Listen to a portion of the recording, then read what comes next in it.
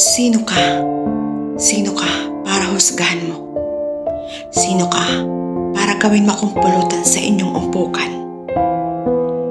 Maraming ganitong nilikha ng Diyos na wala silang iniisip kung sila ay makakasakit ng iba. Di nila iniisip na akala nila ay okay lang. Okay lang na husgahan mo ang ibang tao. Okay lang gawin mong pulutan sa isang umpukan. Dahil hindi nila nalalaman kung tama pa ba ang kanilang mga ginagawa. Basta ang alam nila, may pag-uusapan sila.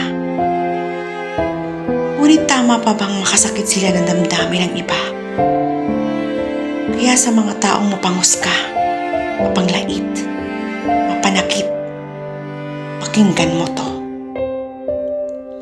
Kung wala kang sasabihin na maganda, mas okay pang manahimik ka na lang. Isipin mo ang lahat ng iyong gagawin. Kahit sa iyong pamilya, kaibigan, o na kahit kanino pa. At isipin mo na hindi ka makakasakit ng iyong kapwa. Sa isang salita, di mo na maibabalik pa ang mga nasabi mo at ang iyong nagawa. Kahit ilang beses ka pang humingi ng sorry sa sakit na nagawa mo. Oo, maaaring mapatawad ka niya, ngunit ang masakit na mga salitang nabitawan mo, hindi mo na maibabalik pa. Dahil hindi mo alam anong totoong buhay na mayroon siya. At di mo alam anong hirap at sakit na nararanasan niya. Bago niya maibalik ang tiwala sa kanyang sarili. Ngunit ikaw, alam mo ba? Alam mo ba ang lahat?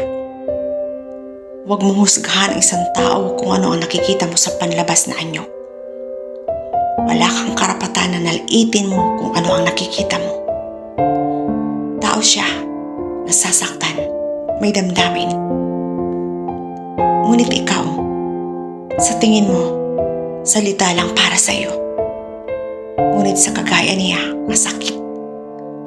Nasasaktan, ngunit patuloy ka pa rin.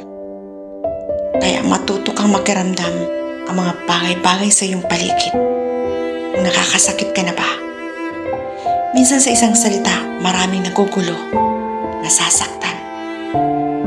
Kasabihan nga, bago ka manghusga ng iba, manalamin ka muna upang makita mo ang iyong puwing sa iyong mga mata. May mga bagay tayo na mabilis bitawan ang mga salita na hindi natin iniisip pa. Ngunit kapag nabitawan mo na ito, di mo na kailan pa mababawi. Kaya sa mga taong mapanglait, mapanghusga, manahimik ka.